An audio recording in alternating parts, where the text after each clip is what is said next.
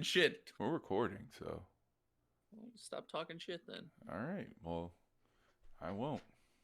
Good. Welcome to my stream. Welcome to my stream. You kick it off this time. I kicked it off last time. All right, folks. Welcome to another episode of Washed. We've got my young lady here, Joshua. Hey. You're not allowed to kick the show off if you're going to be like that. And my name's Steve, and we are once again going through and doing a slight review on some of the news that's popped off here in the NBA in the past week or so. We've got the Lakers and the Heat in the finals. We've got Mike D'Antoni, Doc Rivers. They're quitting. They've been released from their teams. Quitting, released, right? It's mutual. It's definitely mutual. The Bulls hired Billy Donovan. Vince Carter's officially an analyst for ESPN. Adam Silver says not only is the season most likely to start in 2021. All right, hold on. Time out. Not only going to start in 2021, but it's going to go through the Olympics. It's not going to stop for the Olympics. Yeah. Well, that's just a little bit of what we got going on. So, yeah. All right.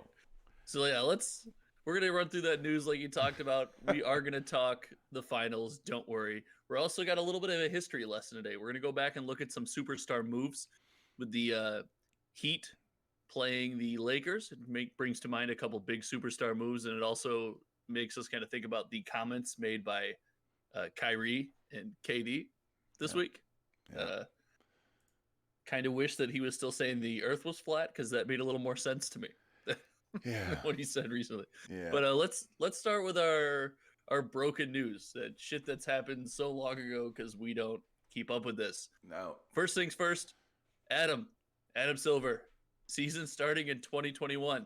The first thing that comes to mind for me, Steven, no Christmas Day basketball. Nope.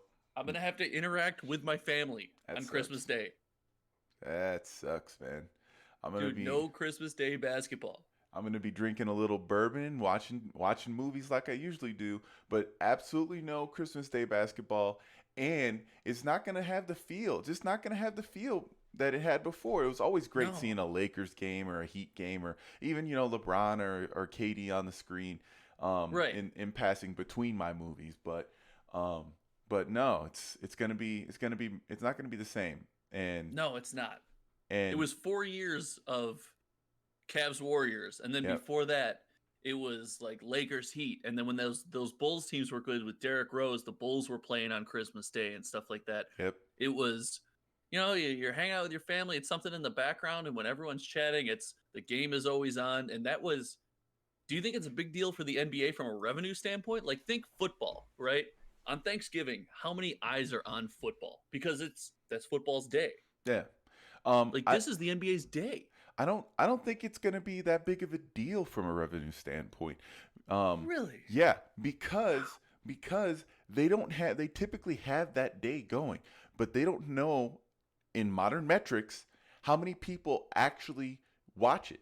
For example, because they won't have it this year, they'll know, okay, all these people are going to have these issues with the games not happening. Next year, we're going to see if that many people actually tune in. Then, it's going to be the 10, 15, 20 million people that watch it versus the zero now, versus what it was last year, which was 9, 10 million or however many before. I mean, I have no idea.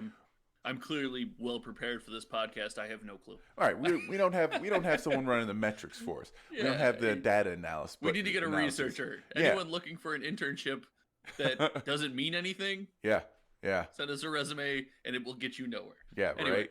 But I just think that's gonna suck. But I also think I'm concerned about next year. Maybe not next year, but the year after that, right? Mm-hmm. Because there was all the talk about pushing the start of the NBA season back, and the whole Corona thing being the reason to push it back. Yeah. Now, if we're pushing it back till after Christmas, does this mean no more Christmas Day basketball forever? I think they'll go back to a pre-Christmas or at least a Christmas Day start in the future. I think this will be a 1 year thing. Do you think it'll be 1 year or more than that? I think it'll be a 1 year thing. Okay. So, and I think it has to do with the ratings gaps that you have between the MLB NFL, Sure. college football, and the NBA. If you look at the way the NBA seasons typically started, it would go MLB ends in October with the what is it? I can't remember. Major or the World Series, and then We don't basketball, like baseball, you know, so who knows? and then basketball starts, Right. and then the NBA starts. The Yeah, NFL's already in. those do really coincide, Yeah, right? And the NBA always tries to end before football's really hitting its stride because once football hits its stride, everyone in America just watches football. The right, NBA loses millions of viewers to football. right, Even I, big basketball fan, like today, Sunday, I'll be watching football right, and until the finals game. God yep. damn it. And because of that, you've got NFL and college football in full swing. Oh, Then, college football, right? Yeah. yeah, and then in Christmas time, winter, like not even it's not really winter. It's like the beginning or endish of fall. Then people watch basketball until the championships start in college football, and then playoffs are in for NFL, and Right. then you have the NHL and in the NBA until the MLB starts back up. That's just the way it goes ratings wise. It's the way it goes Sure. through the media that way, and I don't think it's going to stop that. I just think that if the one thing changes and they change up, say, the way the game is played, like soccer or a hockey style where you're always moving on the court and there's no commercial breaks, that kind of thing. If that ever changes, that's when they change that. But right now, it's not going to change. Yeah. Well, I don't think either of us see that happening. But I mean, so that's the 2021 start. I think we both agree it's going to be at least interesting for a year. We're going to have to see how that one plays out. That's going to be. I think we want to keep our eye on that. But then let's get to some coaching news. hold on, And hold on. Oh, okay, One sorry. more thing. Okay, one more The thing. Olympics are postponed till next year, and Adam Oh, that's Silver as right. well. He said that, and he says right here, we'll consider it. I think it's unlikely at the end of the day that if we start late, we would stop for the Olympics. Because as you know, it's not just a function of stopping for the period in which they're competing in Tokyo, but they Right. require training camp and then they require Right. rest afterwards. So not only are some players might be leaving and other players might be staying, right? That's not just that, but the NBA season will continue on during that. So the guys that aren't getting any tick, they might get time on the floor. Sure. Now, okay. That's interesting. When you said players might be leaving, I assumed you meant, your normal Olympic starting roster. The only way I see this playing out, right, Mm-hmm. is like you said, guys that are getting no time, right? Yeah. Guys that are riding a little bit of pine, maybe step away from their teams and will have to get permission to go play the Olympics. I And do not see with this being each team making so much money off these games, right? When Kevin Durant plays in a game versus when he sits, what are ticket sales like in Brooklyn, right. right? And if KD is gone for this month, those tickets are now not nearly as valuable. If you have any primetime games, I mean, you're getting bumped for someone who's playing for sure. I think what it's going to be is, remember when we used to send the college kids? Yeah. I think we're going to send a lower class team. But I got to tell you, I think that means we might not just instantly win because the rest of the world's getting okay. Like they're catching up a little bit. Argentina's great every year. Spain's great every year. China's had a couple years where they've had a solid team. I don't think we instant win, but I don't see this interrupting the season. There's too much money on the line. Silver's not stopping the season, and the teams aren't given their top tier guys permission to disappear for 2 months. In some cases, the league won't have a choice because you're thinking from an American perspective for some of that. Some of those guys will leave, and I'm not talking about just the Americans. Jokic, Dragic, all those guys, Sure, that's the a good international point. guys, and some of those guys are the stars of their team, that kind of thing. So let's just say, yeah, American guy's not leaving. Okay, doesn't mean the other guy's not leaving. Right.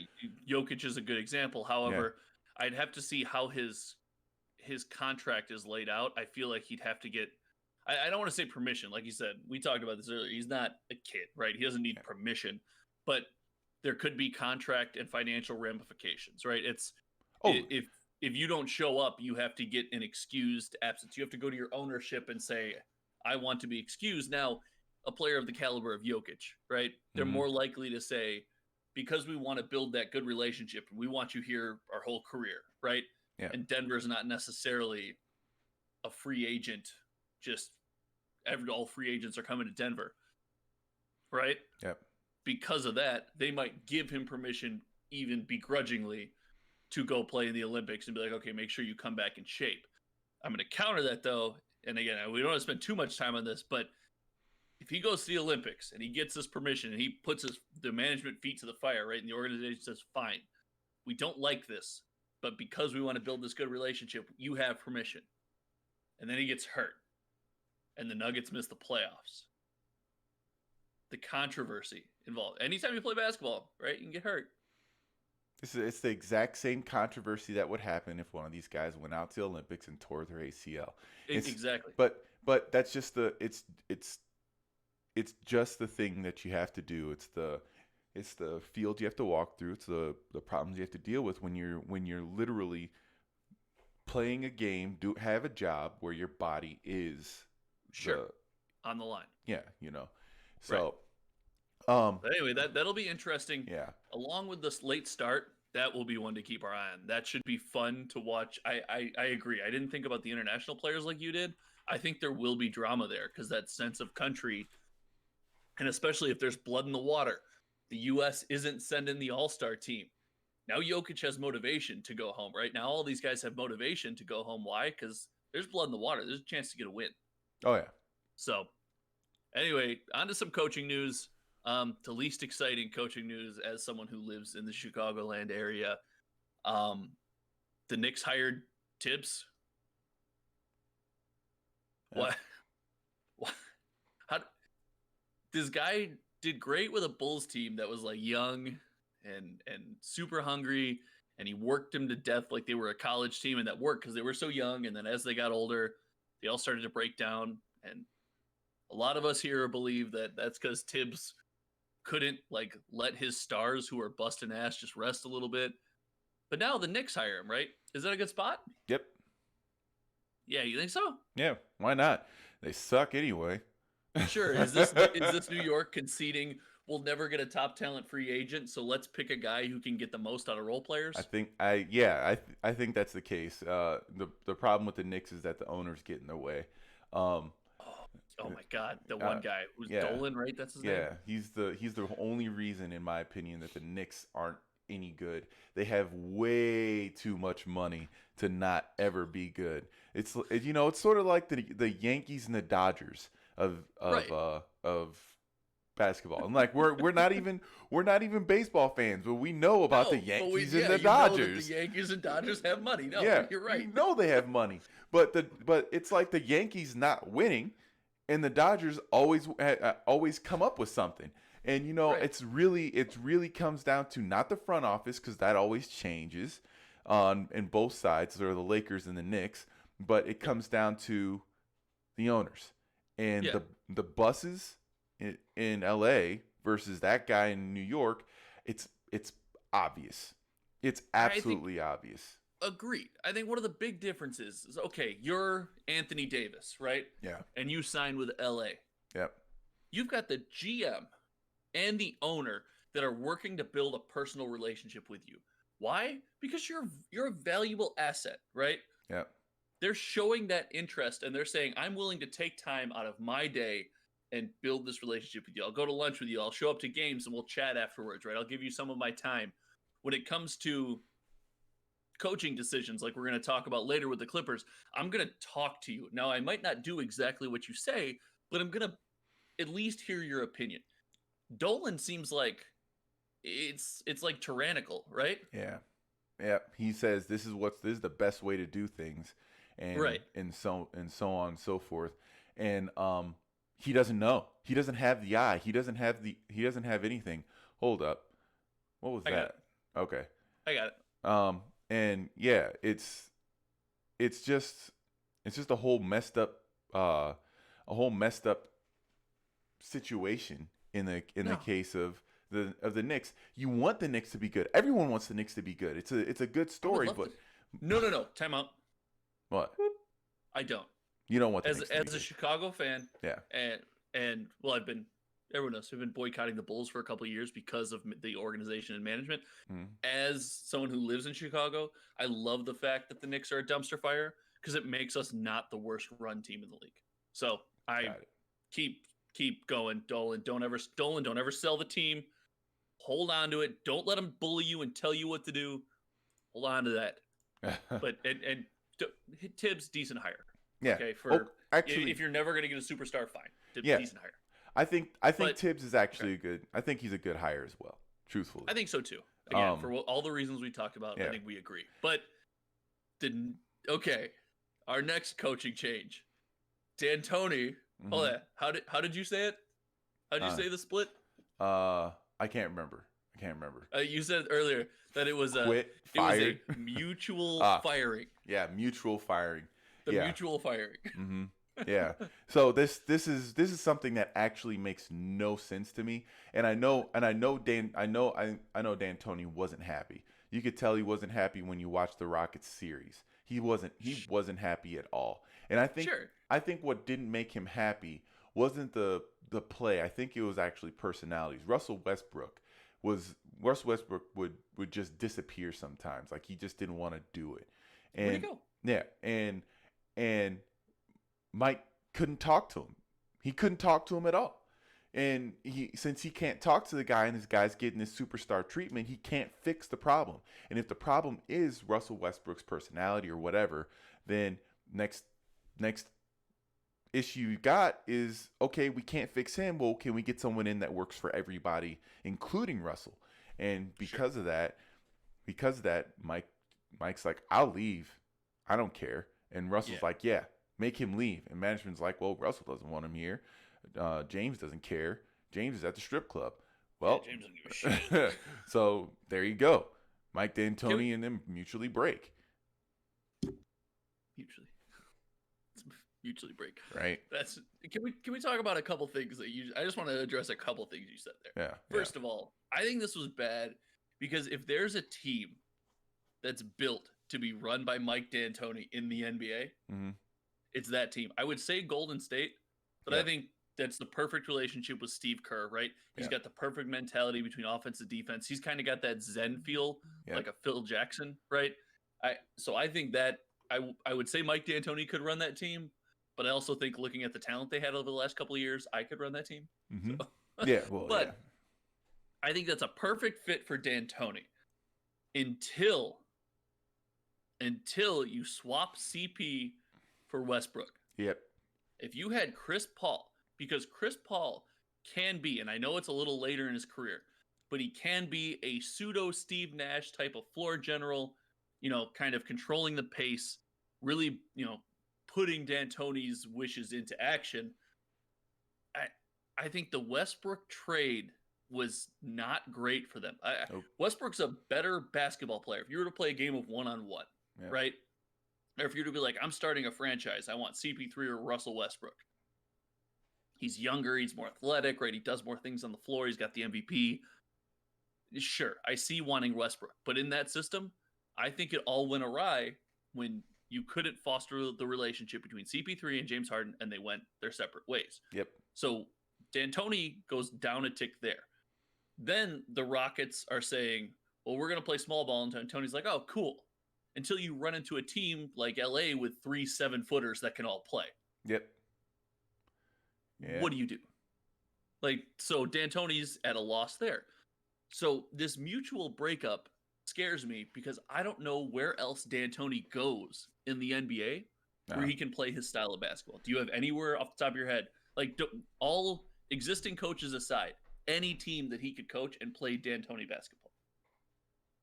OKC and Charlotte.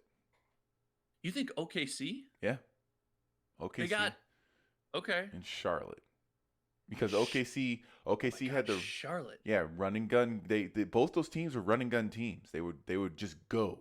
I had to go through the Charlotte roster in my mind really quick, I guess. Yeah, they but see, that's the thing. They're smaller markets, and Mike D'Antoni thrives in smaller markets. Think of Phoenix. Think of Phoenix when they had that team. They were they're a smaller market team.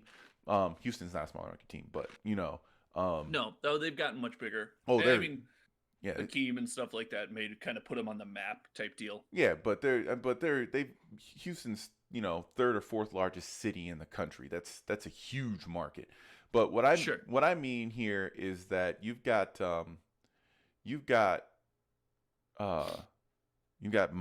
Mike D'Antoni's got this small ball philosophy that works. And he's got the team, he's got the mentality for a team that says, you know what, we're going to put up 140 tonight. If you can put up 150, sure, you can win. That's it. But his small ball philosophy worked. And again, I don't want to spend too much more time on D'Antoni. This has been a while. Yeah. But just a quick point. It worked until he ran into who? LA, who had always just good bigs, right? Yeah. Forever. Whether it be Powell, whether it be Shaq, even Bynum for a little while, they had great bigs. And then who else did it fail against?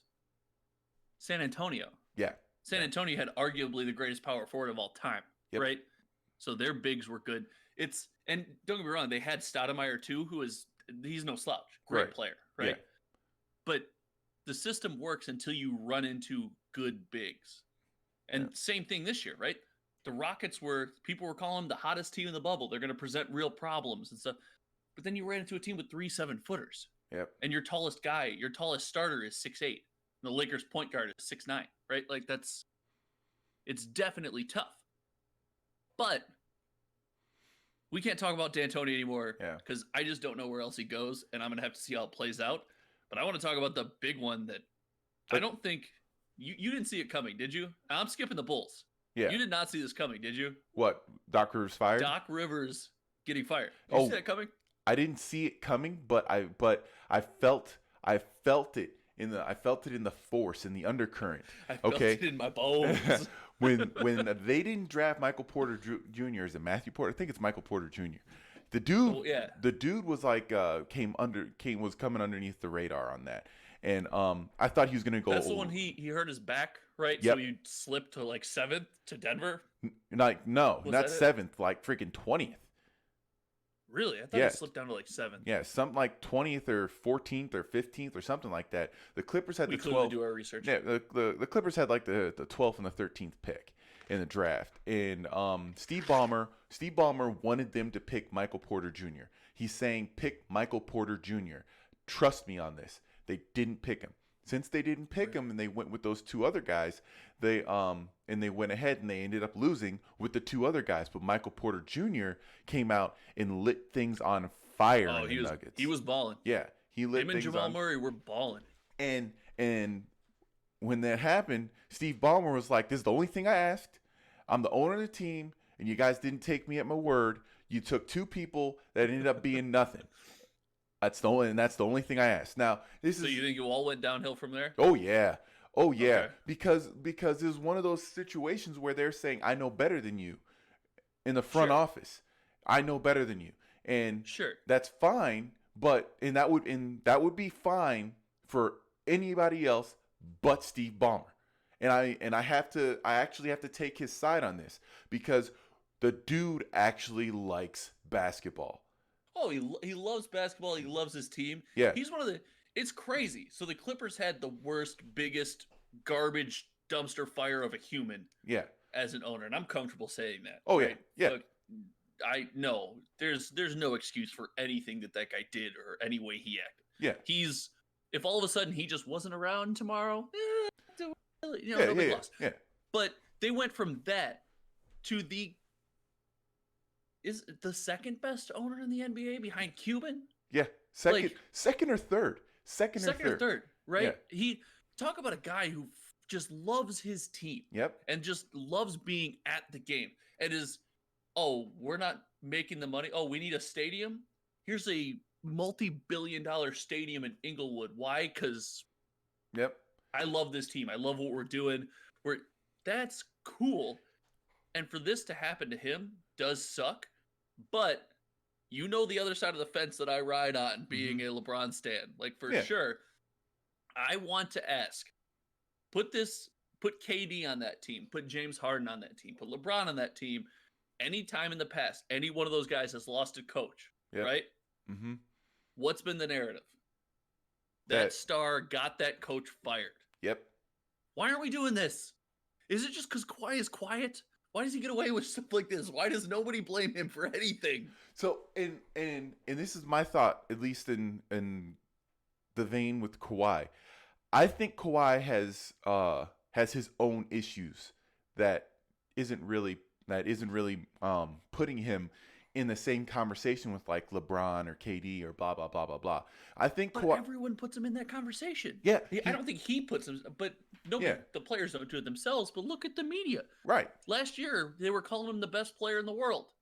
Right. That's fine. That's fine. He can be whatever they say he is, but this is the difference between him and those guys. He's not visually like that. He's not screaming on the bench. He's not walking away from the coach. He's participating. He's doing his part as a player. He's doing all those things. So perception being everything, you aren't seeing him visibly upset. So you can't justifiably say, "Hey, Kawhi got that guy fired."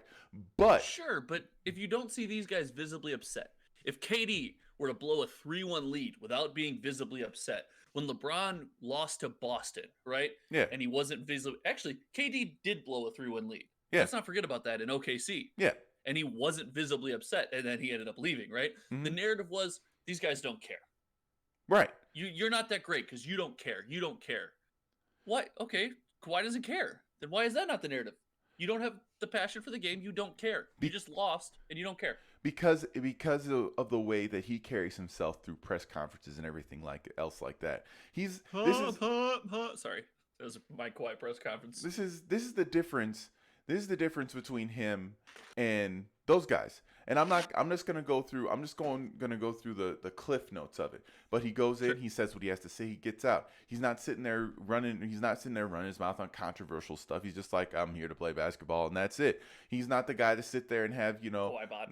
I mean, you can say Kawhi bot, that kind of thing, but just because he's there to do his business and be done with it doesn't make him any less of a star or any less of a leader than those guys.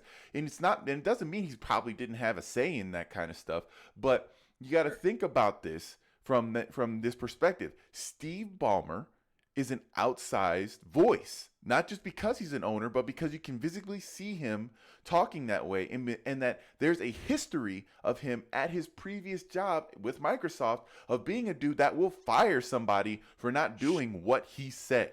Sure, but let's look at the Clippers, and again, we won't spend too much more time on this. We'll move on to the next topic. But the Clippers have no draft picks for, I think, no first-round picks for 6 years. Yeah. Right? You have Kawhi and Paul George for 2 more years, right? You're telling me that even Ballmer, as he is going to make that call without talking to those two? Because after 2 years, if those guys, let's say, love Doc Rivers, and you say, screw you guys, I'm Steve Ballmer, I know best, which he probably does, right? I'm not claiming that he doesn't. If he makes them upset in some way, fires that coach, after 2 years, let's say one of those two guys walks because they are mad about the Doc Rivers firing, right? Yeah. Well, then now you have no draft picks, no capital, no players, because one of those 2 6 men of the year is leaving to get a bigger contract this summer. You have nothing now. So right. I guarantee that he brought those two in, and one of two things happened. Either they said, yes, we agree, or they didn't say, or they said, you make the decision, we support whatever you do. And for me, if someone came into, told me, hey, Josh, tell us what you think about Steve. We're thinking about replacing him. And I don't defend you. If I don't say, no, I want Steve here. That's the same thing as me saying, nah, get rid of Steve. It's the exact same thing. Yeah. Because I know they're looking at getting rid of you. Yeah. But the last thing you have to look at here is the amount of time Doc spent there with these with these top tier teams. He did have some good ones. Yeah, he's the had Lob some City team. Yep. He had some really good teams over there, and he didn't get to where he got to, where he should have gotten to with those teams. And then finally, for the icing on the cake, 3-1, and he loses. You're not wrong. And I think there's something to what you're saying where it's like, okay, we have to show as an organization that someone's going to be held accountable for this, what we call a failure, right? Yeah. So I agree with you. Yeah. All right. So let's move on to my favorite section of news this week. Kyrie Irving. Let's just the Kyrie Irving segment. Yeah. We'll make it quick, but a couple of things Kyrie said. He is glad to finally have someone he can defer to late in games, right? On his team. The guy, I don't know, did he have like a brain lapse where he forgot that he played with LeBron? And then not only that, he came out afterwards and said, the media is trying to create a narrative. I didn't say someone's name. Like, no, bro, but you didn't have to say his name. Like, that's not, come on. We all know what you're saying, and it's okay to pump up your new teammate. But do you think this is a big deal? No. No? I think it's just, I think Kyrie's one of those guys that's very emotionally swung. Yeah. You know, one of two ways. Yep. I think he said it as a jab. And then I think after it got the reaction it got, he was like, stop blowing this out of proportion, guys. Yeah. I was kidding. The earth isn't flat. Yeah. And he's just saying things to say things, you know. Sure. I think that, okay, for the entire things, or all the things around him, with how he's talking about, he doesn't need Steve Nash coming in saying those things. Well, okay. And sure. That's just the closer quote. I want you to take the lead on the next one because you're so busy. You're so wanting to jump into this quote that you're already talking about it. What's the other quote that he made? Which one? Good Lord. I don't really... one that you were just talking about regarding coaching. Yeah. I don't really see us having a head coach. KD could be a head coach. I could be a head coach. You know, it's a collaborative effort. Come on. Okay. Come on. Okay. So this is the one. The other one fired me up because it seemed like a direct shot at what I consider the greatest player in the league and the second greatest player of all time, right? Yeah. This one fired you up. So you go ahead. What really annoyed you about, well, maybe not annoyed you. What fired you up about this? It's disrespectful as hell to Steve Nash. To his brand new head coach. Brand new head coach. Disrespect. Yeah. Like, I don't respect you. And this is the thing that gets me. And we talk about this like almost all the time. Steve Nash is an all-time great. You have to accept that. He is an all-time great. And Kyrie Irving is, in my opinion, a decent player. Don't know if he's going to be an all-time great by the time he's done. But Steve Nash was go gadget Nash. He was the guy who put the wheels. He put the wheels on that Phoenix Suns team with Amari Stoudemire and Mike D'Antoni was the coach, and he made it. He came out against another all-time great in Jason Kidd's Nets, and they said, we're going to put up 160 points tonight. See if you can beat us. And that game was insane. It was insane. Right, we're gonna put up 160. Yeah. Good luck. Right. And you're going to sit here and you're going to say, I don't really see us having a head coach. Like, this guy doesn't deserve the position, not just because he has the knowledge and the ability to do it, but he's got the resume. He's got the resume. And not only that, but why did the Brooklyn Nets hire Steve Nash? I have no idea. But that's no, I do. Why? He was in OKC and then in an official role in Golden State. True. He was signed on to be like a personnel coach, worked personally with Kevin Durant, right? Yep. Worked on his game, helped him see some things on the court.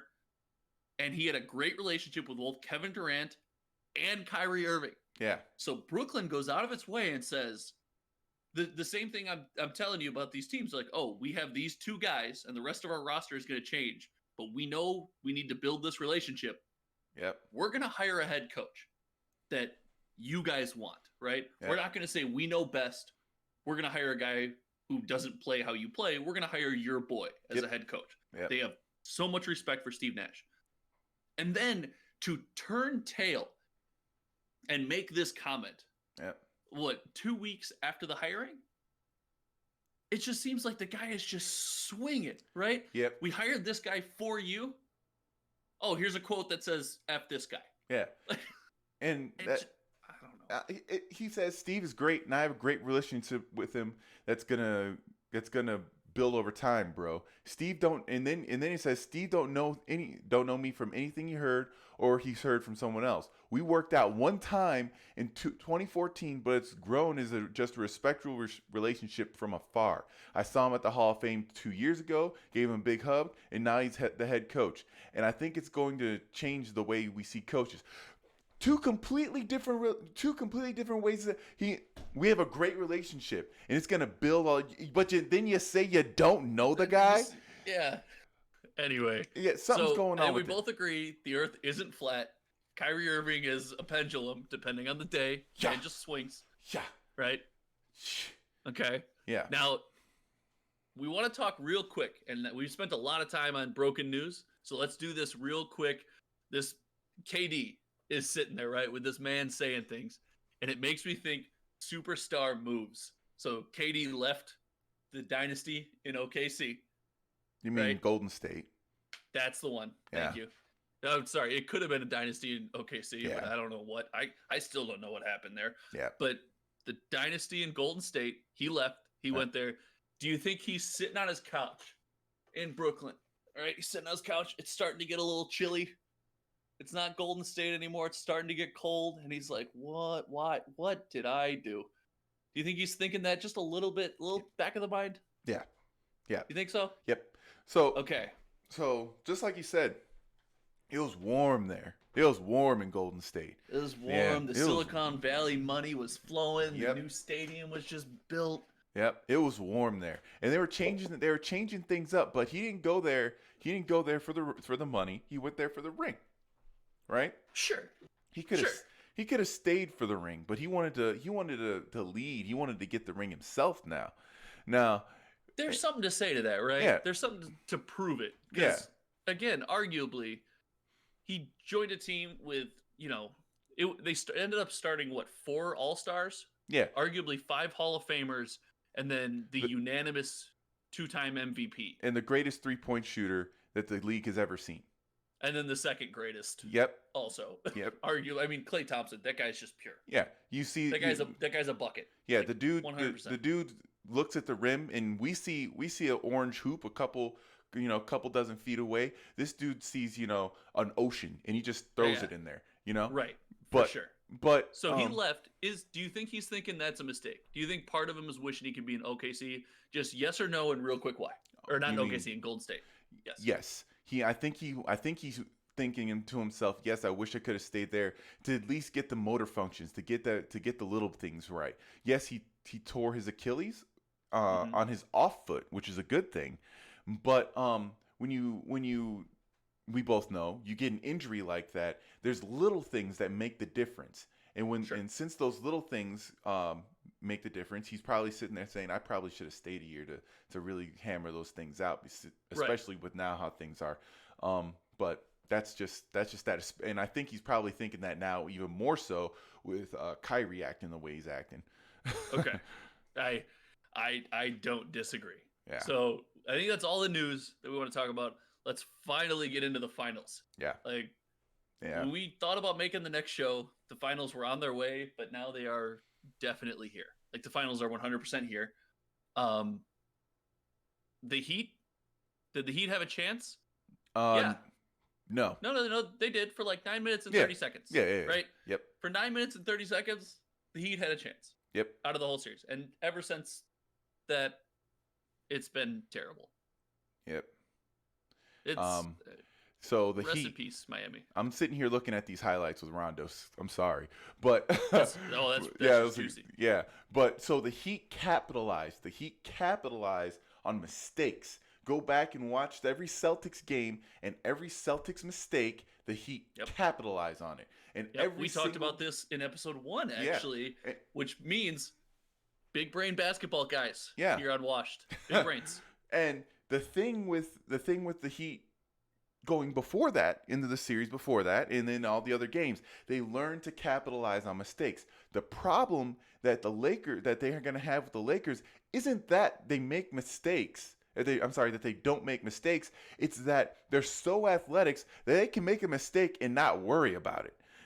Sure. You've got just Dwight Howard, Anthony Davis, Rajon Rondo, my man Alex Caruso, best player in the league right there. LeBron James, that guy, who knows about him? Who's he? But Did you hear them calling Alex Caruso Ernie Johnson Jr.? Yeah, Sorry for yeah, the aside. yeah. Oh Did you yeah, see yeah. That was great. The side by side of them both dunking. Yeah, that was hilarious. Anyway, yeah. So you've got the Lakers are athletic enough for them to say, "Oh, well, you stole the ball from us. We're still going to get back before you." Sure. And our big man's gonna run out. Dwight Howard runs the floor like a goddamn horse. Yep. And this is another aside. You see how thin he is compared to what he was before? Oh, he's in shape. Yep, he's in real good shape. And I mean, before he was in great shape, but sure, he wasn't. He was big. Yeah, he was in big shape. Yeah, now he's just lithe compared to then. Anyway, oh, yeah. Anyway, the man is spry. Yep. I can't say his last name. Adebayo.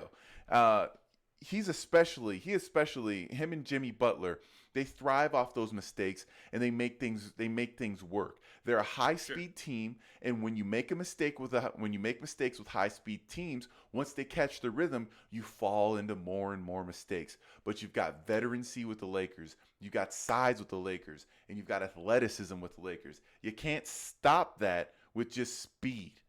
You know? I agree. And then couple points to make just to go with what you're talking about. So you talked about the Lakers' size, and I saw an interesting graphic, and it compared the Heat starting center to the Lakers starting point guard. Yep. Right? And they were calling LeBron, his weight's been a mystery through his whole career, but they were calling him 6'9", 260. Yeah. Right? Seems about right. Bam Adebayo is 6'9", 265, starting at center. Yeah. Right? So that size disparity already right there is insane. Oh, yeah. Like, you can't. And with Anthony Davis down there, who's going to contest with him? He doesn't like playing center because he doesn't like bigs just beating him up all game. Adebayo's not going to beat you up all game. Adebayo actually went out on a play. Did you see he threw his body into Dwight Howard? Mm-hmm. And he hurt his shoulder. He hit him. Yep. He hit Dwight Howard with his shoulder, and he hurt himself. Now, he already had a bad shoulder. Yep. But that's not a good sign for size if you're hurting yourself hitting your opponent. Yep. So, and then the second thing is, you talk about capitalizing off mistakes. The Heat were throwing people off in the bubble with this zone they were playing. Have you seen that? Yeah. So they were throwing all these teams off with the zone. And they said in Game 7, the Celtics finally solved the Heat zone, but the Heat still just outplayed them. The Celtics are young. They got the game win. Yep. It took the Lakers a quarter and a half. Mm-hmm. And they were like, oh, we got it. Do you know why? They got people on that team like LeBron and Rajon Rondo, right? Yep. Everyone talks about Caruso's basketball mind. Everyone says, oh, he's not the best player, but he sees the game the right way. Yep. You got these high IQ players are all ball handlers on the Lakers, and you play a zone there. What do you think's going to happen? Yep. They're going to just cut it apart, man. Right. You can't play zone against a team that's willing to share the ball and has high basketball IQ. Yeah. You have to play zone against a team that's going to try to go one-on-one and make mistakes and, like you said, capitalize. I think you got to drop the zone, but then as soon as you drop the zone, who's guarding the Lakers stars, right? Yeah. And Kelly Olynyk's going to match up with AD. Yep. You can't have LeBron one-on-one because then you're just going to go into an isolation. Then you try and jump back and they just pass it off to Anthony Davis, so on and so forth. Rinse and repeat. You're going to bring a double on one of them, and then someone's going to, and they're willing to make the pass. Like, Gramps is not guarding LeBron anymore, right? Andre Iguodala, God bless him, he's not guarding LeBron anymore. No. Like, those days are done. Yeah. I mean, but yeah, it's crazy. It's crazy because you just sit there and you're looking at Andre Iguodala and you're like, man, it would have been great to see old Allen Iverson level Andre Iguodala guarding LeBron. That would have been a nasty matchup. But now it was like the year he won Finals MVP with the Warriors. Yeah. When he held LeBron to 39, 9, and 11, so he won Finals MVP. Yep. Like. it's just sort of like, man, that dude in his prime was monstrous. And you go back, you go back and watch that stuff, and he was really fun to watch. But I mean, he can't do it anymore. But you got guys like Udonis Haslem still out there and all that stuff. It's it's just, I respect UD though. Hell yeah. But like you see the disparities between the two, and and it's just sort of like, I can't give the Heat that stuff, but the Heat have Spo. And Spo's a hell of a coach. So it's finally time to admit Eric Spoelstra's for real. Yeah. Right? Yep.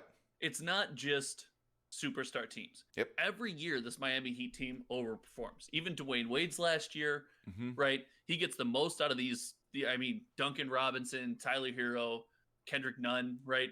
Even Bam. I mean, Bam's a great player, but Spo is getting the most out of these guys. It's time for us all to admit Spo's the real deal. Is he the best coach in the NBA? Is he better than Pop at this point in his career? No, but he's close. He's close? Okay. He's close. So Spo's real for sure. I feel like Pop is like 4 years, 2, 3, 4 years away from retirement, man. I feel like Pop's. Wow, you gave him up to 4. Pop's one of those guys that I feel like it's gotta suck for him. Like at this point, he's thinking, I gotta go through this rebuild, but do I have the rebuild in me? Like, yeah, the rebuild's complete in 3 years, and then where am I then? Yeah, and like no fault to Pop on that, because it's not that the team fell apart. It's that just the got old. Yeah, the foundation just got old, and you had to replace it. And when you replace the foundation, you're like, we might as well just clean house anyway. And you got rid of all the stuff there that you didn't know was good while it was there.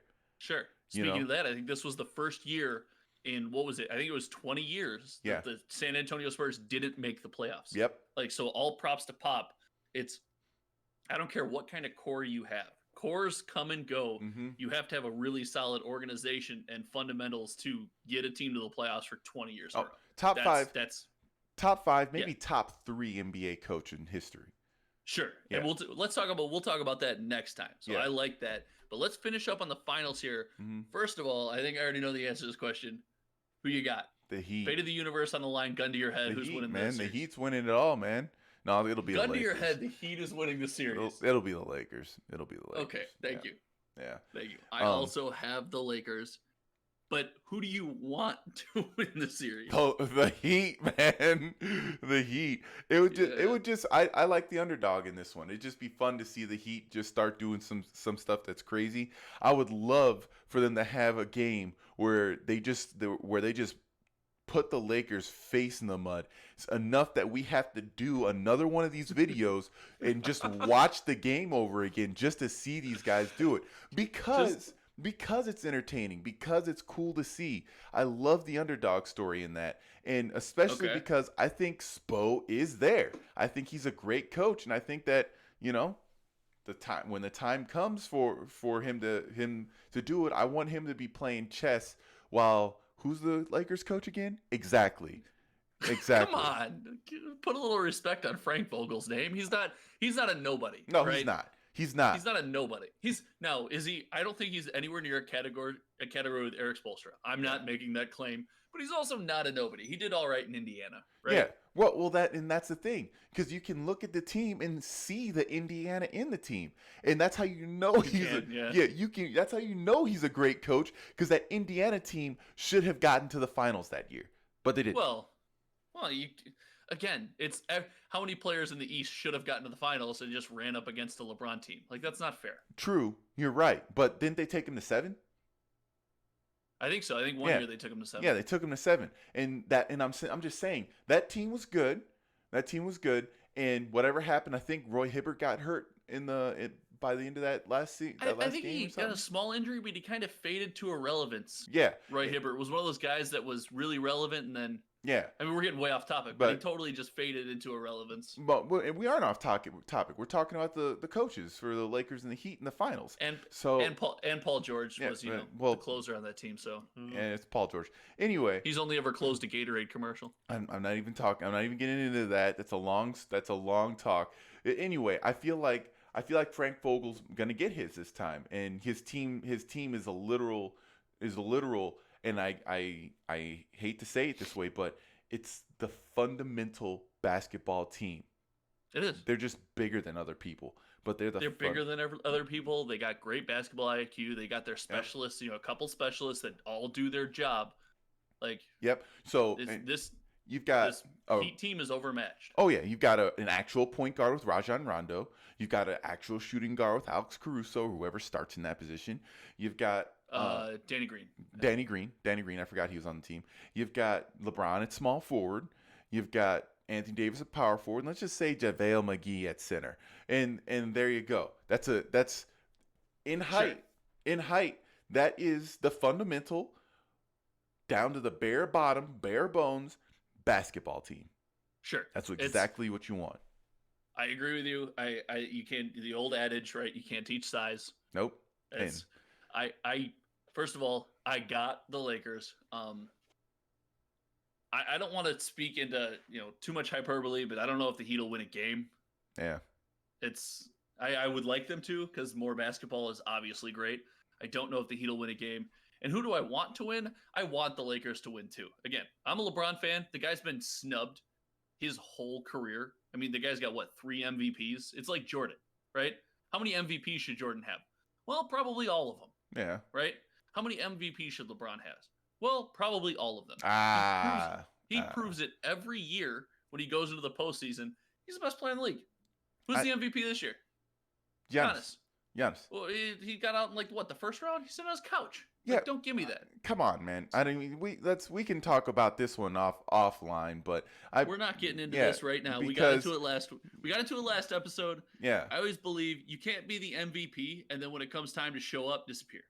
I believe the MVP is the most valuable player on the team. Sure. And LeBron hasn't been that. What did the Pelicans do when Anthony Davis was there? Oh. Nothing. Yeah, but he was the most valuable. That answer you just gave, I don't know. He was the most valuable player on the team. But But you can't give LeBron. Then, if that's the case, you can't give LeBron MVP because when he's on a team with Anthony Davis and Rajon Rondo and all these guys, because they're superstars, they're super high caliber athletes. Why give him that? But when Giannis is on a team full of scrubs. How's he in a team full of scrubs? This is in comparison to what they have in the Lakers. Sure. Stack those two teams. If you want to go that route, why did James Harden win the MVP when LeBron was on the Cavs and you can't name the next best player? Are you talking about with Kyrie Irving and Kevin Love? After Kyrie Irving left and Kevin Love was out and hurt. I mean, don't know. I don't even have that answer for you. He should have won that MVP. Like I said, no reason to go into all that because I'm not a fanboy of any of these guys. But it's just I feel like you've got your MVP and your Finals MVP, and for a regular season versus the playoffs, there's two MVPs. You have one. I think we're both in agreement. They should split it, and they should have an MVP and a Best Player award because then this argument doesn't have to happen. Right? See, Best Player could be foundational too. I'm stopping the recording. All right, guys. Thanks for hanging out. This has been a good time. Yeah. We'll catch you up after the next couple games. And as always, we'll see you later. See ya.